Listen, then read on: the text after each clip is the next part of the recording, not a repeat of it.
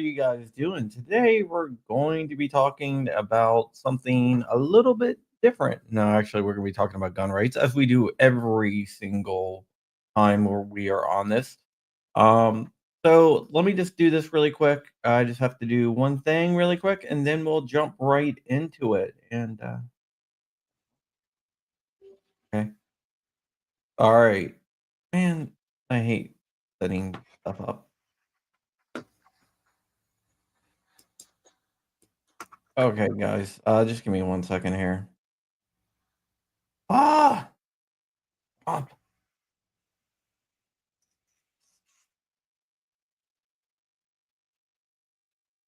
wait a s Yeah, oh, we got Kurt 24 out here. We got Live Life, Tactical Turkeys, Steve Whoop. What's up, Lightning Scott?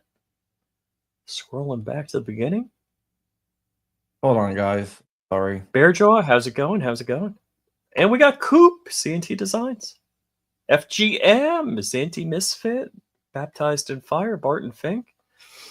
And for those of you asking how I'm doing, still not there. Yeah, Rich has, the SHOT Show crud Yeah, I because got a pretty good case of the Shot Show crud going. Kurt is a member for 17 months. Thank you, channel member. alright, I got it open now. Okay, let's go ahead and talk about what we are going to talk about today, and we are going to talk about, this channel. It's just right now, it's just on, YouTube. We're gonna be talking about the United States Fifth Circuit Court of Appeals issued a major ruling. And this case involves the Firearms Policy Coalition, the Second Amendment Foundation, the Louisiana Shooting Association, Caleb Reese, and Emily Naquan, and it is challenging the ATF on their rule that FFLs cannot transfer firearms, cannot transfer handguns to people between the ages of 18 and 20. Basically, in order to go through a background check on a handgun, you have to be 21 years of age or older. Which is clearly against Bruin. Well, it's more than clearly against Bruin. It is also unconstitutional. Let's go ahead and talk about what the Second Amendment says, because we all know that text, tradition, and history are the three things that the Bruin standard addresses. First, the text. The text says the right of the people shall not be infringed. It also says, regulated militia in order for the free blah blah blah. But we're going to concentrate on the right of the people shall not be infringed. So let's go ahead and look at what the people mean. The courts have largely decided that the people are the political class. The political class are those that have reached the age of majority, basically, that can vote. The age of the majority in the United States is 18. There is other places in the Constitution where they do set other limits, like the age to become president, the age to become senator. But there is no age limit that is set in the Second Amendment. All it says is the right of the people. And since the courts have said the people is the political class, which is 18 and older, you can disagree with that, saying that you can join the military at 17 with your parents' Right. permission. But largely, the courts have said that it's the people are 18 people that can vote. So, since there's no age restriction in the Second Amendment, the plain text of the Second Amendment, and also the conduct, the right to bear arms, because acquiring arms is part of the right to bear arms, is clearly protected. It goes to the second step of the Bruin test, which is history and tradition. At the history and tradition part, basically what they have to do is prevent historical analogs from the founding era, which most people consider to be the ratification date of the Second Amendment, which is 1791. Although some courts have tried to argue that it's 1868, the ratification. ratification date of the 14th Amendment. Either way, it's not going to help in this case. In that the burden falls to the state. So once the plaintiffs prove that their conduct is constitutionally found under the plain text of the Second Amendment, the burden of proof shifts to the states because once you look at the plain text and you fall under that constitution, it's presumably constitutional to do what you want to do. So, and that's because there wasn't a case in the past during that time period where a class of the people, meaning 18 and above, was regulated based on age. Yeah, so we're gonna go ahead and read this. I'm going to read. So people who think I can't read, there you go. We're gonna start here. The appellants filed a suit in the district court against the Bureau of Alcohol, Tobacco, Firearms, and Explosives (AFT). I did that on purpose, by the way. Its director, the Attorney General of the United States, challenging the constitutionality of blah blah blah and their attendant regulations. Blah blah blah blah blah blah blah. These provisions, in effect, prohibit FFLs from selling or delivering handguns to adults under the age of 21. The appellates contend that the federal law is unconstitutional and infringes on the right to keep and bear arms under the Second Amendment and deny them equal protection under the Due Process Clause of the Fifth Amendment. All right. So the Due Process Clause have something called the Equal Protection Clause, which means like Rich and I are equally protected. And that also means that someone that's 20 years old is equally protected. Well, that the laws apply the same among the people. Correct. So the law applies to everyone the same. So there's no type of political difference. So you can't have like different classes of people, which is a good thing.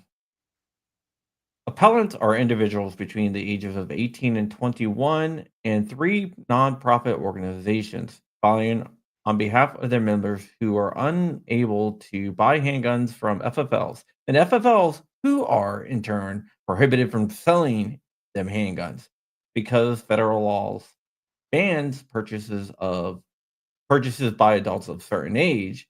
Appellates recently added additional plaintiffs named plaintiffs who are currently over the age of 18 and under 21. In 2021, the government moved to dismiss or for summary judgment, contending that appellants lack Article 3 standing and failed to state a claim upon which relief could be granted.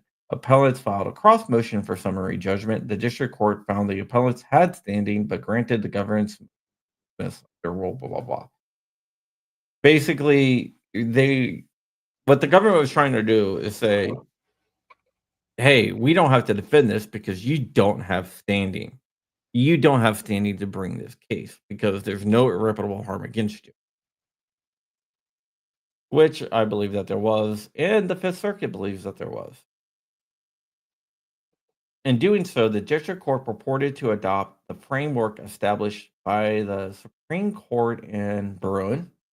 The court considered first whether the Second Amendment's plain text protects the ability of 18 to 20-year-olds to directly purchase handguns from FFLs, and if so, whether the challenged restrictions are consistent with the nation's historical tradition of firearms regulation. Out of abundance of caution, the court assumed that the Second Amendment's plain text covered the purchase of firearms by 18 to 20-year-olds. Proceeding to Bruin's historical prong, the court found that prohibition is consistent with the nation's historical tradition of firearms regulations. The court relied considerably on this court's analysis in NRA 1, which upheld the same law challenged here under immediate means scrutiny, in scrutiny. Basically, intermediate scrutiny is no longer a thing. So you really can't use that anymore, but they used a decision, the district court used a decision that used intermediate scrutiny, which is not a thing. which is a screw up, I guess you can say. So Bruin's like, hey, you can't do that, and that other court said, yeah, we're doing it anyhow. Well, the original decision that the district court referenced used intermediate scrutiny. Hmm. So basically the judge and Faulty decision on his part. and the district court used a decision that was no longer valid. After oral arguments, this appeal was abated pending Supreme Court's decision in United States versus Rahimi. Rahimi case says that you can temporarily disarm someone who is a danger to themselves or others. Keyword is temporarily and a danger to themselves and others. And I think that's going to play big into this. There, the Supreme Court largely reinforced and redefined the Bruin analysis and ultimately upheld 18 blah blah blah, which prohibits individuals subject to a domestic violence restraining order from possessing firearms. After supplemental briefing and another round of oral arguments, we now return to the constitutionality and their attendant regulations. What they did is they put everything on hold until the Supreme Court ruled on Bruin. Okay. Congress enacted the Omnibus Crime Control and Safe Streets Act of 1968, which is different from the Gun Control Act of 1968. Same year, different things. And inter alia prohibited FFLs from selling certain firearms to certain purchasers based on the purchaser's age.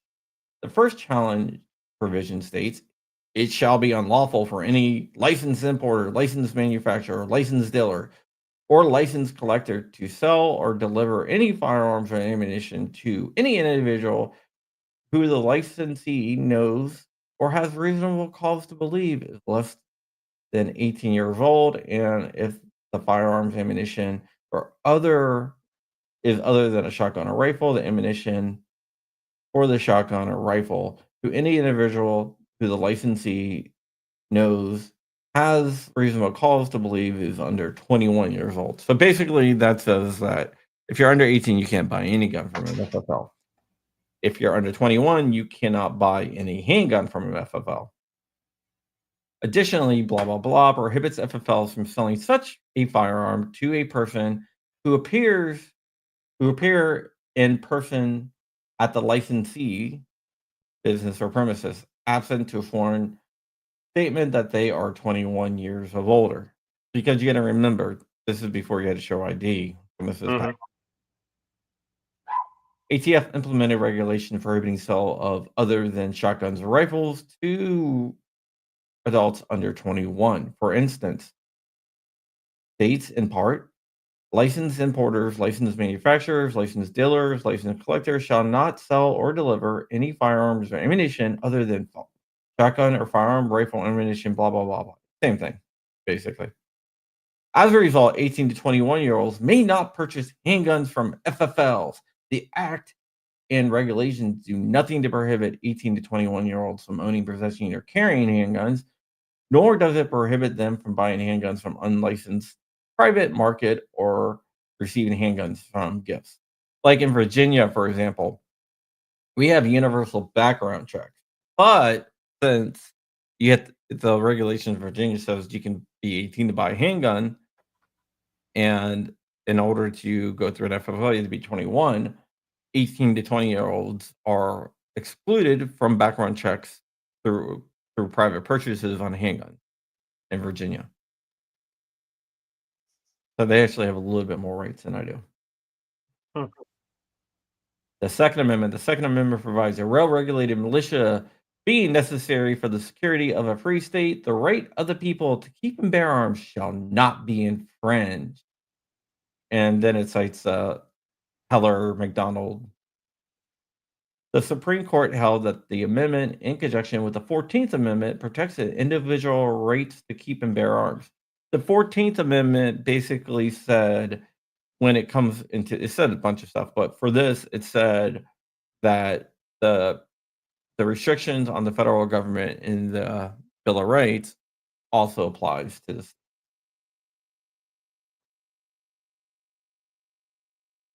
So, yeah. Subsequently, Bruin clarified the framework to determine when a given statute or regulation unconstitutionally infringes on that right.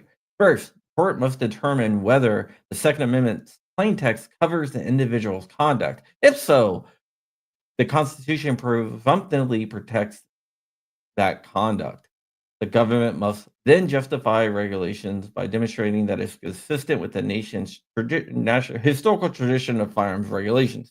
Basically, what we talked about what in earlier. So I'm just going to skip all this because we basically went over all this. So let's go down here. This goes over Bruin and everything that Bruin says. You're allowed to carry firearm outside the home. Blah blah blah.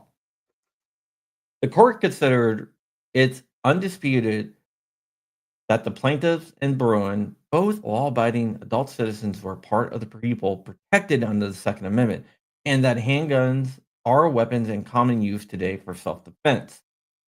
So in Bruin, they said the people, political class 18 and over, are protected. And in Heller, they said you cannot ban a weapon that is in common use, an arm that is in common use. And handguns are definitely in common use. And because of that, the conduct is presumably constitutional. So now it falls to the states.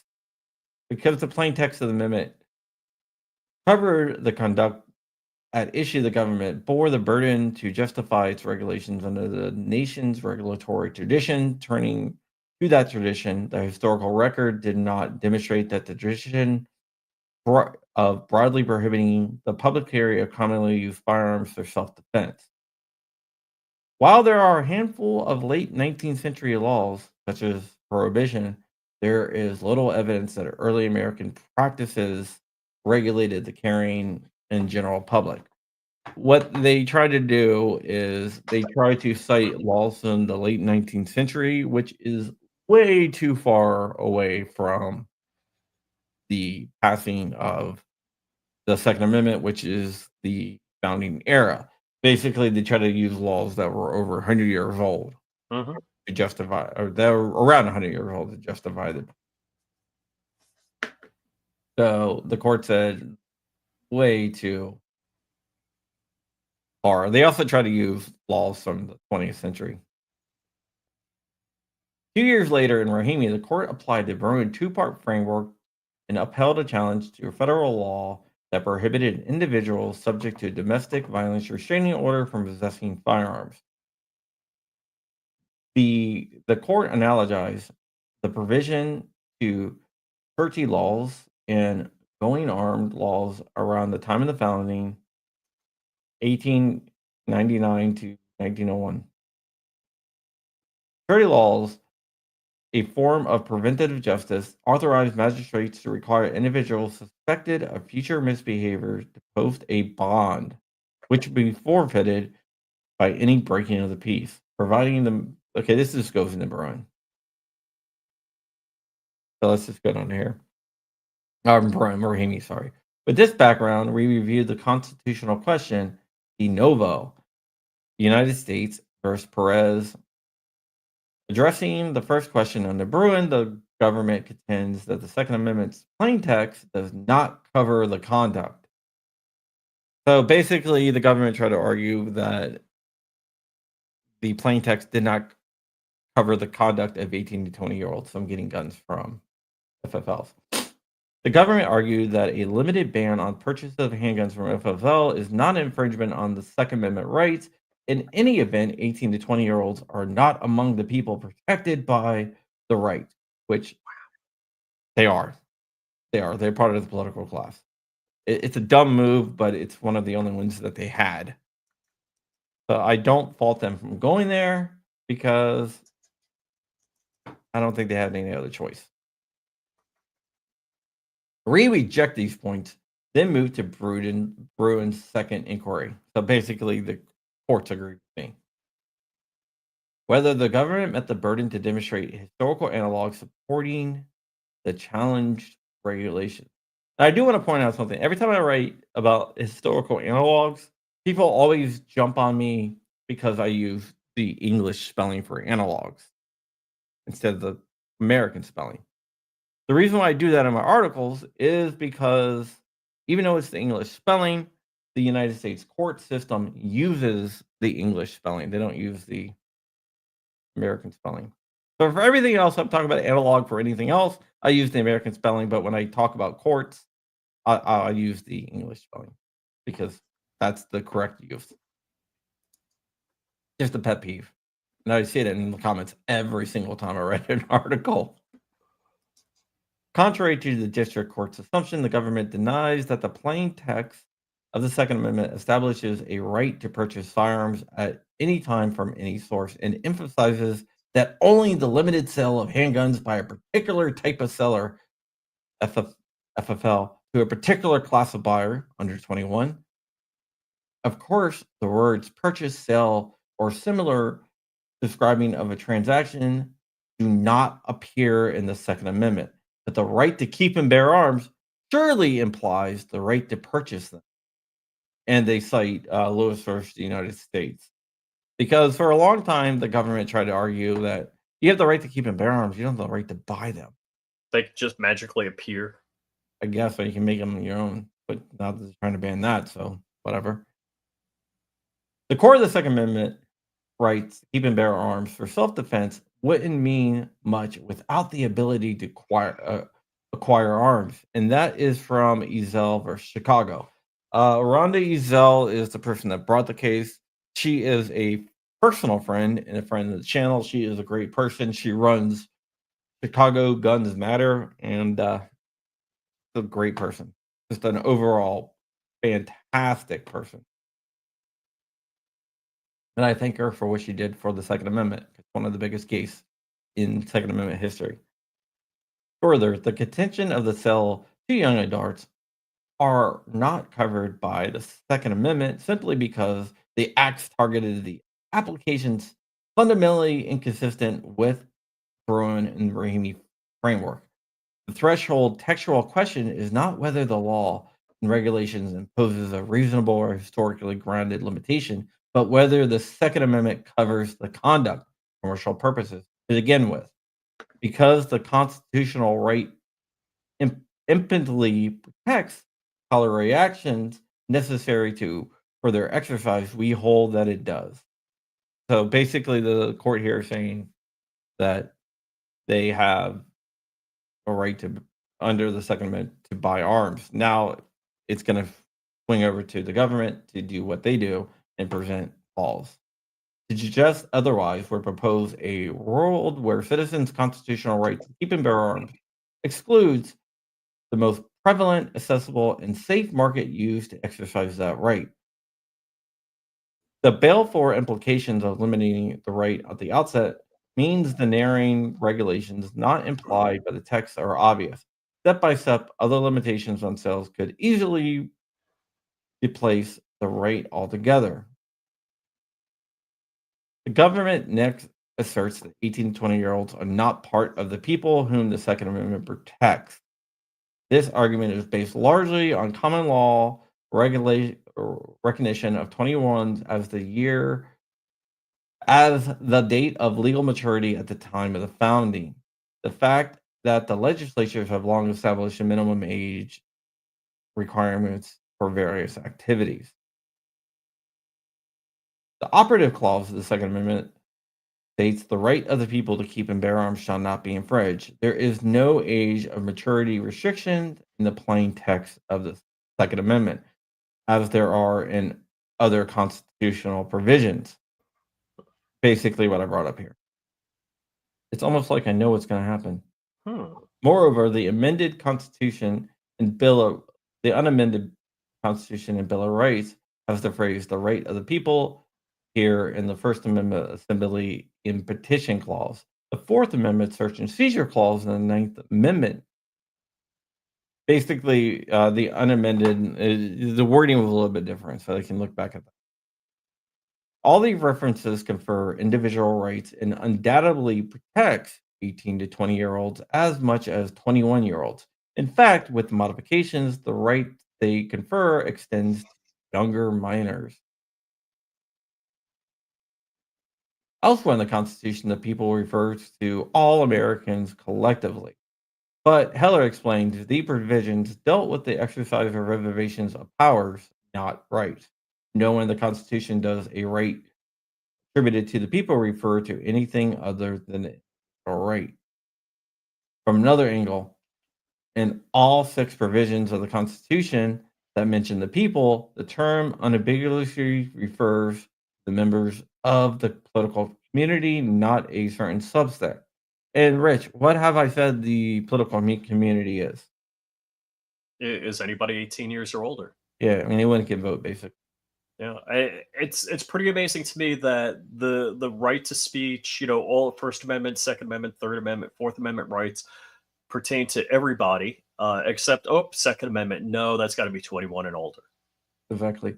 Even on Heller's reference to the political community, the government asserts that because 18 to 20-year-olds did not enjoy the full range of civil and political rights in the founding era, they are not part of the people for the Second Amendment purposes. I love how they really, for the Second Amendment purposes. Every other thing, voting and everything else, Right. even though you couldn't vote until you're 21 back then, you had their own land and everything else. That's all Fair game. fair game because 18-year-old, that's our age of majority now, so we should do that. Oh, Second Amendment. Oh, well, we gotta go with what they said. But that's the game the ATF plays. Yeah. Okay, this is what the law said in 1858. The rule that a man attains his majority at the age of 21 years accomplished is perhaps universal in the United States, and that's Blackstone. There's they use a lot of Blackstone. Blackstone is a book of law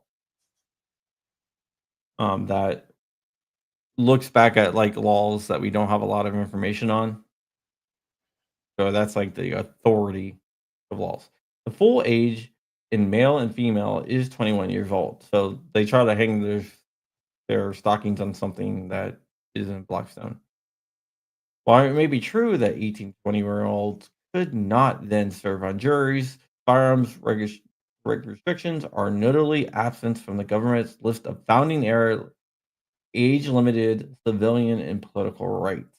So basically, what they're saying is, even if we did use Blackstone in 20, and 21 is the age of majority, you could still own a gun under 21 back in there, so it doesn't really make sense.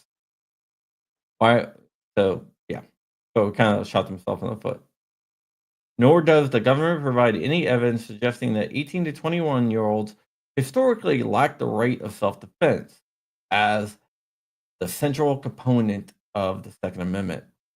Still, the government emphasizes the right to vote from the founding to the 26th Amendment was typically reserved for those over 21. Thus, because voting is a hallmark of membership in the politically. 18 to 21-year-olds were originally and now remain excluded from the political community. That was their argument. This argument is incompatible with Second Amendment precedent, nonsensical when considered against the backdrop of American suffrage, and and contracted and contradicted by the history of firearms at the founding. Basically, they're saying, yeah, we lowered the age of voting, so we lowered the age of the political class. Plus, even if we didn't do that, if you look at the founding era, 18-year-olds were allowed to own guns at the founding era. So either way, you're screwed either way. Mm-hmm. First, Heller unambiguously holds that the Second Amendment confers the individual right to keep and bear arms. Remember, Kamala Harris, for example, tried to say that there is no individual right to bear arms. Heller confirmed that yes, there is an individual right to bear arms.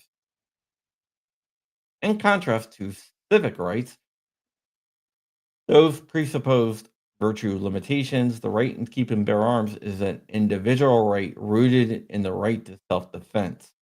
That was said in Cantor and Barr. Cantor versus Barr, sorry. Barr was AG under Trump. Bob Barr. Mm-hmm. The fact that 18 to 21-year-olds were minors unable to vote or exercise other civic rights does not mean they were deprived of individual rights of self-defense. The term majority and minority lacks content without reference to the right at issue. Second, the condition that the people covered under the Second Amendment is limited to those who enjoy civic or voting rights at the founding does not withstand common sense scrutiny. In most cases, early colonial governments conditioned eligibility to vote on criteria, including various of the 40 shillings freehold requirement. Because you got to remember, you had to own land and everything else, right? Be white, male, and own land at the founding. I don't think they want to say that about gun ownership. Shortly after the Constitution was ratified in 1788, the states began to reassess this landed requirement, but often maintain race and gender based voter qualifications.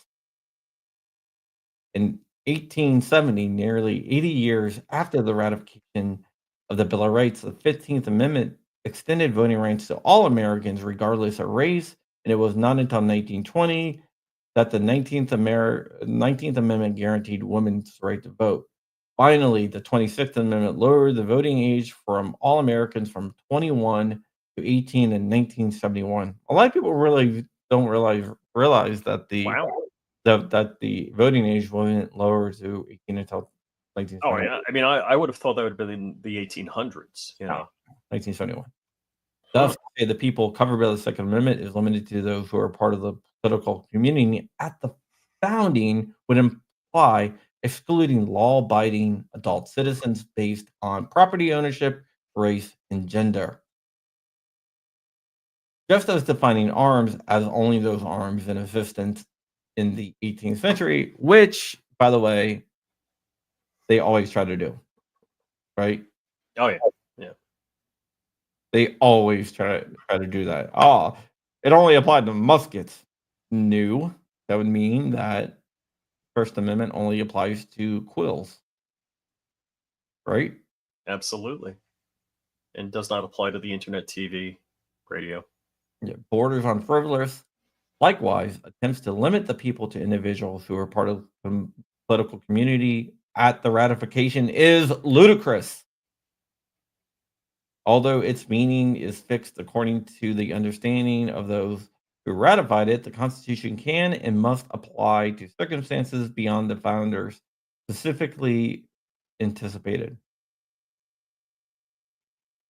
Finally, the history of firearms use, particularly in connection with militia services, contradicts the premise that 18 to 21-year-olds are not covered by the plain text of the Second Amendment. Now we're going to get into the Militia Act. I think. Pretty sure.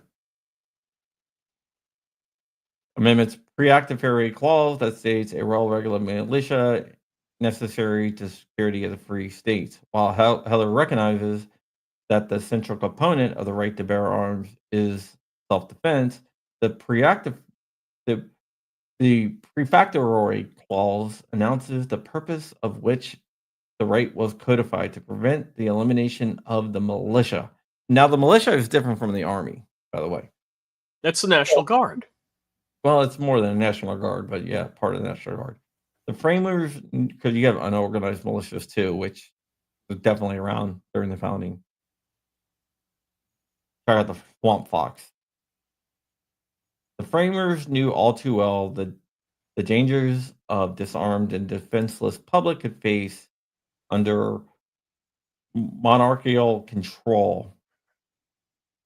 At the founding, the militia in colonial America consisted a subset of the people who were male, able-bodied, within a certain age range. Isn't The it like militia 18 to 65 it was was the younger. consideration? The militia comprised of all males physically capable of acting in concert for common defense, and it cites Federalist Paper number 46. Basically, if you're able-bodied with a male within a certain age limit during the founding, you were part of the militia. But nobody's arguing that you're too old to own a gun. Yeah. Near half of a million citizens with arms in their hands. Letter to District D. Tracy, the portable Thomas Jefferson, blah, blah, blah. The militia of the state, that is to say, of every man in it able to bear arms. Basically, everyone was part of the militia. Under Article 1, Congress has the power to call forth the militia to execute the laws of the Union, suppress insurrection, and repel invading. When called, militiamen were expected to appear bearing arms supplied by themselves and of the kind in common use at the time.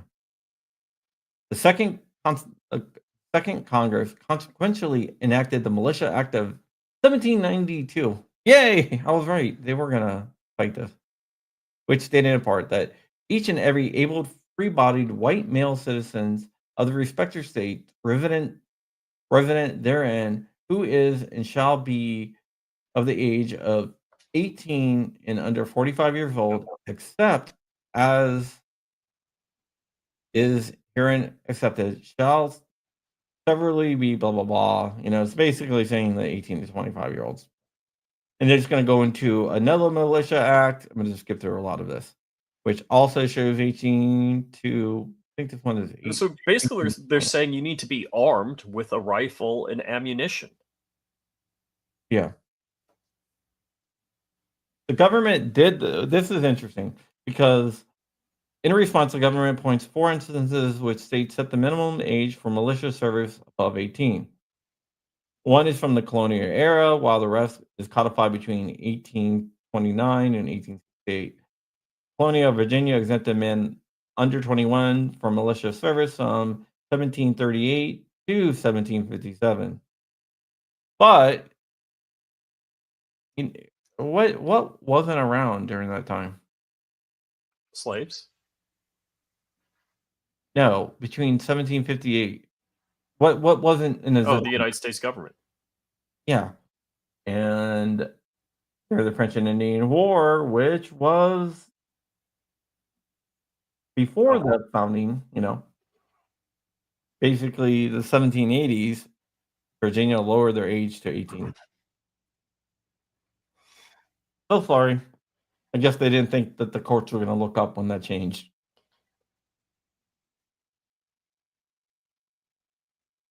And also, then they point out that at the ratification date of the Second Amendment, the age to be a militia member in Virginia was 18. So basically, what they're doing is they're throwing spaghetti at the wall and seeing what sticks. Absolutely. Reliance on the Militia Act does not, of course, constrain the Second Amendment to the founding era militiamen. Heller expressly rejected that argument, but the prefatory clause in establishing the amendment's purpose describes those who, at minimum, must have been covered by it. In other words, the framers wanted to ensure individuals eligible for militia service to defend themselves, if necessary, and their country could not be disarmed. Which was what age, Rich? 18 years to 45 years. Good job.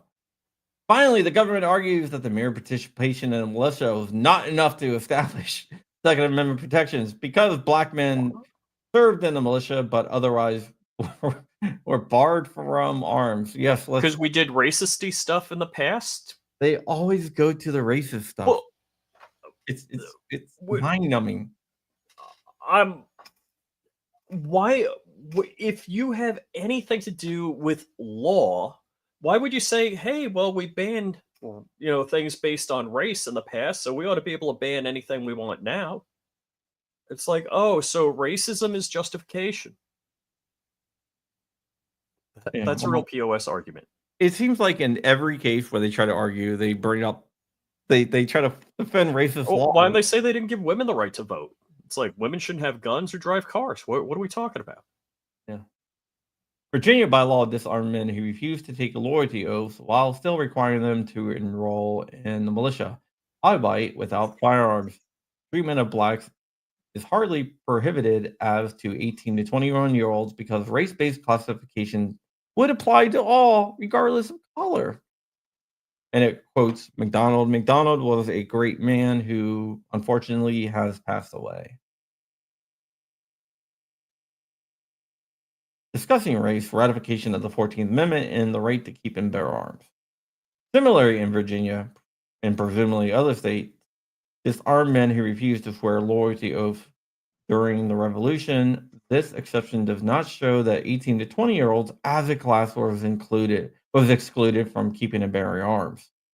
Because it doesn't matter what age you were just disarmed. Right, right. It seems like they're throwing any reason to regulate a class of people against this, saying, well, we can regulate 18 to 20-year-olds. Yeah. In some respects, loyalty test contradicts the government's position. Virginia required men over 16 years old to swear an oath of allegiance lest they be disarmed. This language implies Virginia expected potential dissidents as young as 16 may be Wow. armed, and young men of 16 were considered to have rights, even if they were restricted equally with other suspect class members. Pretty Finally, amazing. this Virginia law was a wartime measure, not unlike the military dictates that brewing cautions should be discounted when assessing the constitutional usual applications during times of peace. So you got to remember, habeas corpus was suspended Mhm, mhm. during the Civil War. We're almost done here, guys. Got 10 more pages. The Supreme Court recognizes in Heller and repeated in Bruin that the Second Amendment belongs to all Americans, subject, of course, to reasonable, well-defined restrictions. While the core of the right is rooted in self-defense and unconnected with the militia, the text of the amendment prefatory clause considered along with the overwhelming evidence of the militia service at the founding indicates that 18 to 21-year-olds, 20-year-olds were indeed part of the people for the Second Amendment purposes. So basically, right there, what the Fifth Circuit Court of Appeals did is they shot down the assumption that people under 21 are not part of the people. Because the plain text amendment covers the conduct at issue, the Constitution presumptively protects the conduct. All right, now let's go ahead. We're going to move to the second one. So basically, now the burden shifts to the state. The Supreme Court rated Rahimi that the appropriate analysis involves considering whether a challenge resolution is consistent with the principles that underpin regulatory tradition. The courts must assert whether the new law is relatively similar to that our tradition is understood from it. Basically, Rahimi says an analog does not have to be a historical twin, but it does have to be relatively similar.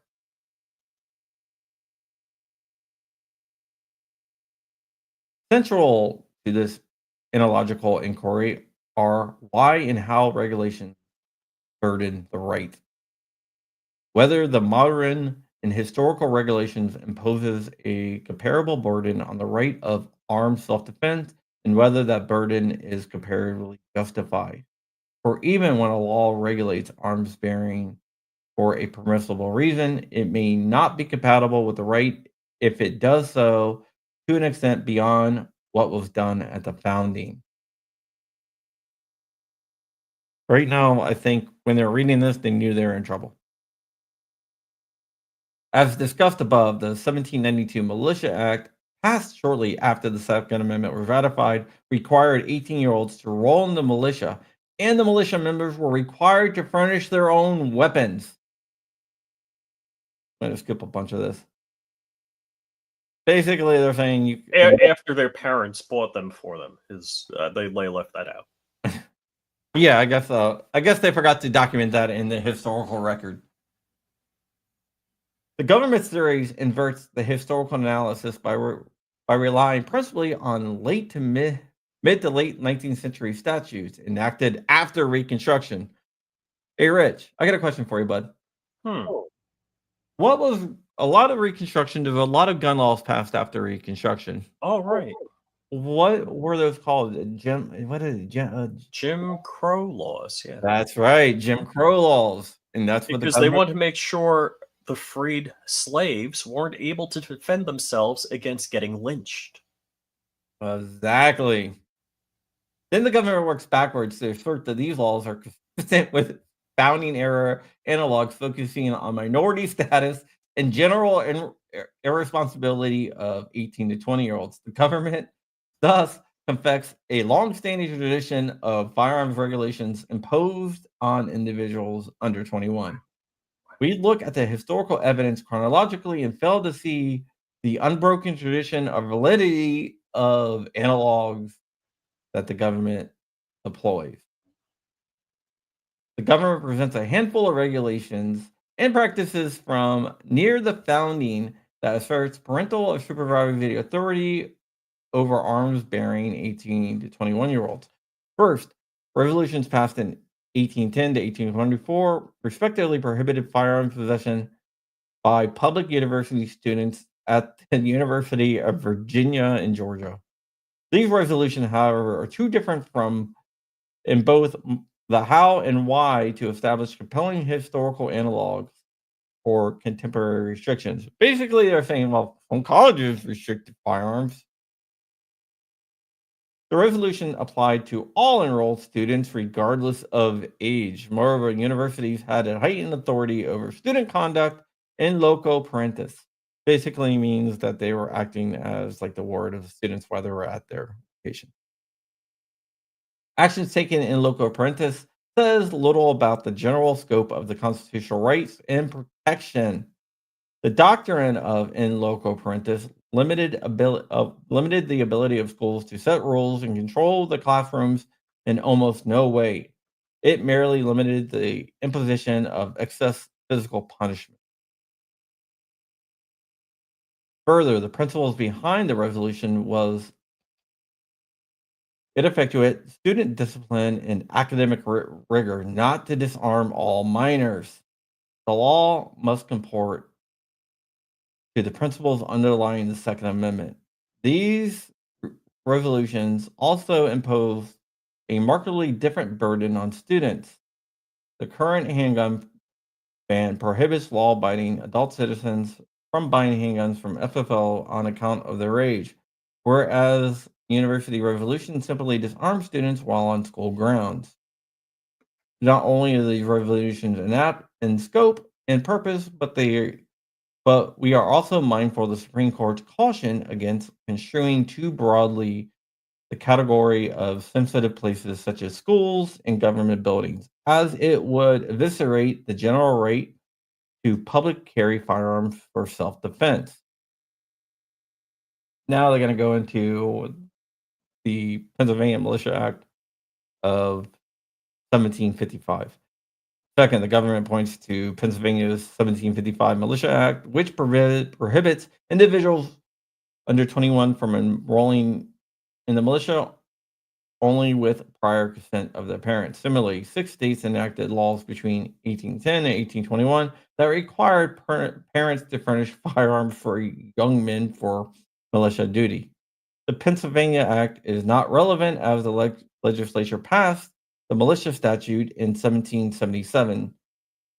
So basically, they try to use another law that was in effect before the ratification date of the Second Amendment. It was not in effect and replaced by another law during, like, before the ratification date of the Second Amendment. Because 18 sep- uh, But it doesn't say the 18 to 20 was prohibited during this time period. It just said their parents should pay for a rifle for them, or they need to supply their own. yeah, but and it doesn't even matter because in 1777, the Militia Act of 1777 was passed, and that lowered the age of militia service to 18 anyway. And further requirements that a parent furnish firearms to their sons for militia service do not mean that military age men lack the right to keep and bear arms or attain such arms. They just readily implied that 18 to 20-year-olds were expected to keep and bear arms even if provided by their parents. But it doesn't say that they have to. Like, well, if you don't have one, your Right. parents have to buy you one. Finally, the government cites an 1810 South Carolina treatise discussing the eligibility of criteria for constables, police.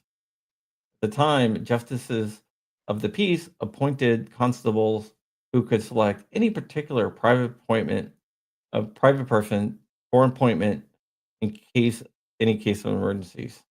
Like basically point deputize people. Hmm. Although infants, legal minors under the age of 21 were categorically excluded from serving as constables, also also were justices of the peace, lawyers, attorneys, physicians, the poor, the sick, and the elderly. Obviously, limiting firearms did not run parallel to a constitutional duty. Basically, that would mean that police were forbidden from carrying guns. If you want to apply this, so if you're a police officer, you're not allowed. You don't have a Second Amendment right. If we apply this, in any case, exempting minors from service as constables hardly qualifies as relatively similar or to court telling, or in some cases, practically prohibiting for those who lacked access to gifts or secondary markets their ability to acquire a handgun.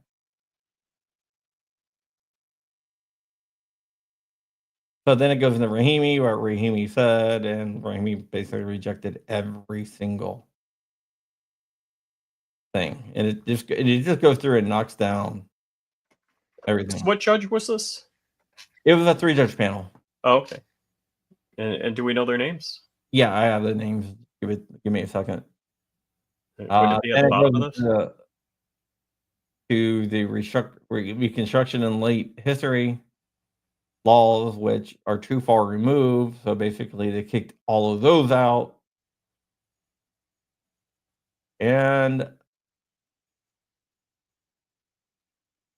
we reversed the district court's judgment and remanded for further proceedings consistent with this opinion.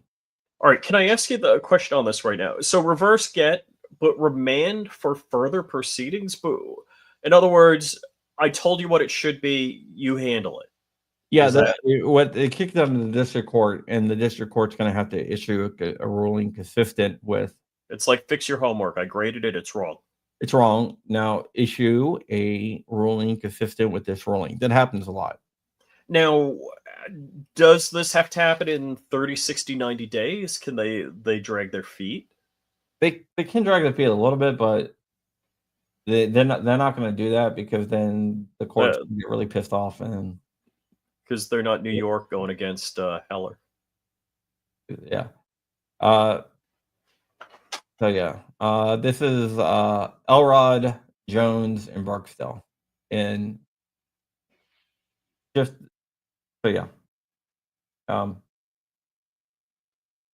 Jones is a circuit judge. Okay. Well, Right. Not names I'm familiar with. Jones and Barksdale are circuit judges. Elrod is the chief judge of the Fifth Circuit. Mhm. So there you go. So right now, it's still in effect, but the district judge is going to have to reverse his ruling. Hmm.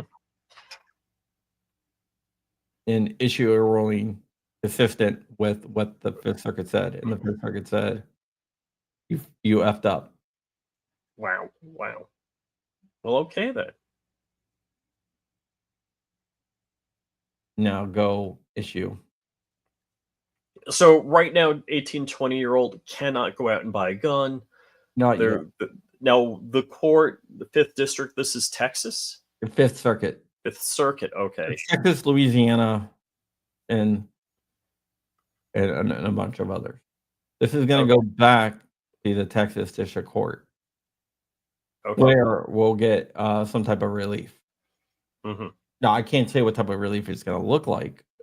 So federally, 18, 19, and 20-year-olds can buy guns, but then each individual state, can they regulate that differently? Or can, like Florida, it's 21 and older? Well, that's all those laws are being challenged. Okay. So this is going to apply federally. Once Federally, this is not going to affect state level. This goes directly to transfer of handguns by FFLs. Mhm. So, like the Florida law, for example, says you have to be 21. The Pennsylvania law, those are all being challenged. Like every one of them is being challenged by different court cases around the country. But yeah, so those still have to be challenged separately. Wow. That sucks. It's a step in the right direction, though, and it's good. All right, is there anything else? Oh, Ray Gun Bisnu, 1 month membership to DLD After Dark. Yes, we are broadcasting to DLD After Dark, Flying Rich, a bunch of them.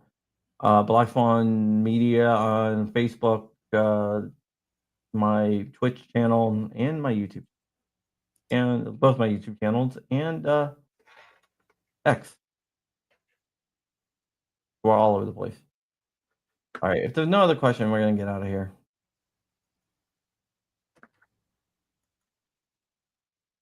And I think that's it. All right. I will see you guys later. Bye.